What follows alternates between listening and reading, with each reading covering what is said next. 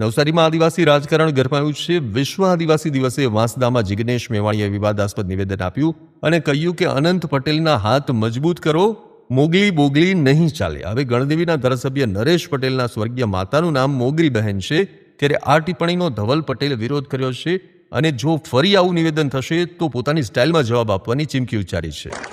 શ્રી અનંત પટેલ, મારે કહેવાનું જરૂર નથી, તમારો તો દીકરો છે, તમારો ભાઈ છે, એના સંસ્કાર, એની રીતભાત, એની લડત, એનું આંદોલન, એનું કામ, એની મજૂરી, એની મહેનત એ તમારી આંખ સામે છે। આવા માણસના હાથ પગ મજબૂત કરો એટલે મોગલી બોગલી નહીં ચાલે। આવા માણસને મજબૂત કરો।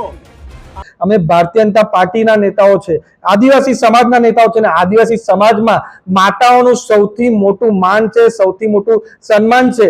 અમે તમારી જેટલી નીચ કક્ષા પર ઉતરતા નથી, એટલે અમે તમારી માતા કે પરિવાર પર બયાન આપતા નથી। પણ આજે હું તમારા રેકોર્ડ પર કહું છું કે આજ પછી અમારા આદિવાસી સમાજના નેતા નરેશભાઈ પટેલ કે કોઈના ખિલાફ, પરિવારના ખિલાફ તમે બોલશો તો પછી અમે પણ અમારી સ્ટાઇલમાં જવાબ આપશું।